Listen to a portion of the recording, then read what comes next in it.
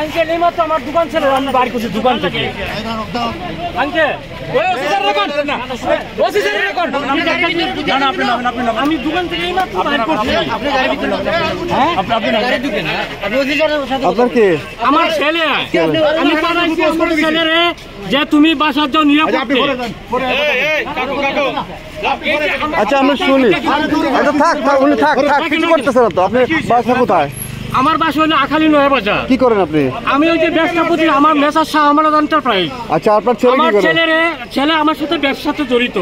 আচ্ছা হ্যাঁ, এই যে আমার কার্ড, আমার ছেলে লোক আখালি বার্ষিকের ওই যে আপনার পাশের যে ইয়ার দোকান, এই যে মহানগর পাশের দোকান, ও দোকান থেকে আমি আমার ছেলেরে তারপরে পাঠাচ্ছি তুমি বাসায় যাও নিরাপত্তার জন্য। এখন ওই রাস্তা থেকে আমার ছেলের ধরে নিয়ে যাবে, এটা কি একটা যুক্তিসঙ্গত কথা? ওনারা খুঁজ দিয়ে দেখতে হবে যে এই ছেলে কি করে, কি চাকরি করে না অন্য কিছু করে, রাজনীতির সাথে জড়িত আছে।